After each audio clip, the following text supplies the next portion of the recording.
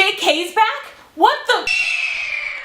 What's up, peoples? I'm obviously incredibly happy to see our lovely JK returning. Yay! So for this week, the theme and challenge is fear and campfire stories. One, I'm also incredibly afraid of spiders, but that is not my greatest fear. And I'm not afraid of ghosts. I actually live in a haunted house. Like this house I'm sitting in right now is a haunted house. No one's ever really been seriously scared by it. We've just had some things that we've always been like, oh, okay, so there's people here. All right. They've never been like, ah, get out or anything. And we've just kind of coexisted and it's been cool. My aunt told me this weekend. I don't know why she never told me before. But apparently when I was very young, I saw somebody in my room.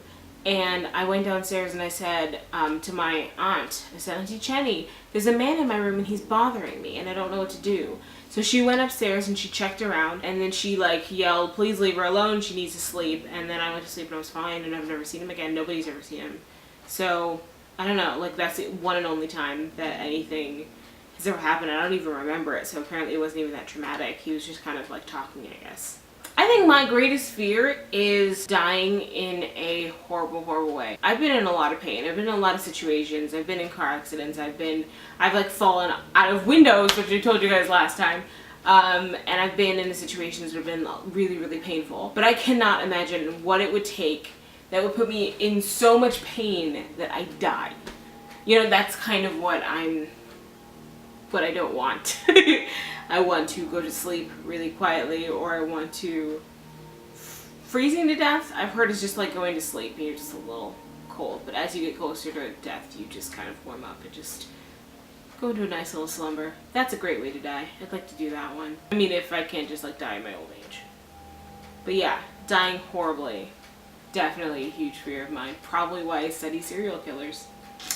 On to my campfire story. A few years ago in my hometown, a friend of mine named Sarah was babysitting these two kids. I know there's like a whole bunch of crazy stories about babysitters and crazy things going on in houses, but the fact of the matter is that this one is really true.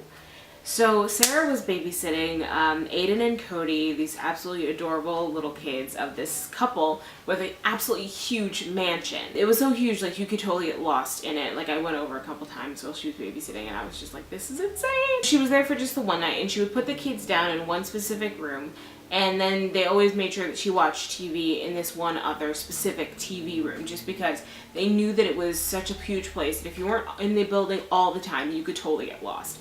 So they were like, this is their bedroom, it's kind of close to the front of the house, and stay near them in this TV room right over here. So, you know, she does arts and crafts with the kids for a while, and then puts them to bed, and they're nice and tucked in and asleep. And then she goes into that one specific room, turns on the TV, and then kind of looks in the corner, and there's like a little statue, kind of looks like a clown, and she's not 100% sure what it is, but it's like perfectly still, so she's like, whatever. And she's watching TV. That's not like she can go anywhere else because they asked her to stay in this one room, so she's like, whatever. So she watches TV and she's kind of like every once in a while just glancing over the statue, and it's kind of, you know, like one of those paintings that like everywhere you move you feel like it's staring at you. The statue was kind of like that. So she felt like she was being stared at and she didn't know what to do. She just kind of felt like ignoring it. I mean, obviously they know what's in their house. Obviously there's like security systems and everything. So, you know, she's totally fine. So she's like, just ignore the statue. They have some freaky sense of humor. It's fine.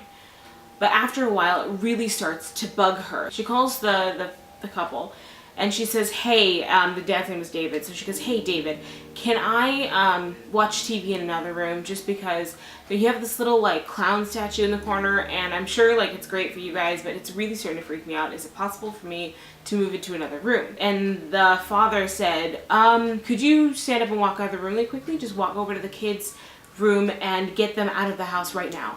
And she goes, okay. And he's like, seriously, do it right now. And she gets the kids and they walk out to the front door to the neighbor's house, so the kids aren't outside while they're, you know, in their little jammies. She's at the neighbor's house and she goes, okay, so what is it? And he's like, we don't actually have a clown statue. So the wife just called the police and the police are heading to the house, and he's like, just, you know, stay out until the cops have cleared the place. So the cops arrive, and apparently that little clown statue was a homeless man that had wandered in their house and apparently been living there for weeks and just eating like the leftover food that was in their garbages. And he'd just been living fat and happy in the house. Apparently the kids had been saying that they kept seeing this clown that was watching them while they slept. And I'm just getting shivers even thinking about it. And she was freaking out when she was telling me that, yeah, this clown had just been living in the house for weeks. She'd been in the house, the kids had been in the house, the couple's been in the house, that had other people over. And there was just this homeless man that was just living with them. This crazy guy, evidently, who was dressed up as a clown and just living with them. So apparently, like, she had walked in and surprised him, and there was no real time to hide, so he just kind of, like, stood in the corner like he was a statue, hoping that eventually she would leave and then he'd be able to go and hide and continue living in the house. So, yeah, absolute craziness. Freaked me the heck out when she told me that, but yeah. Campfire stories.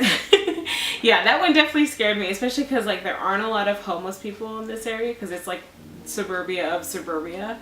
And to have, like, 1 or 2 homeless people, usually people help them out, but this guy just decided to take it upon himself to just move in with some people.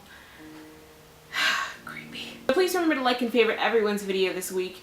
And I want to hear what you guys think. What's your absolute biggest fear in the world? Share it in the video and tell us your absolute favorite campfire story.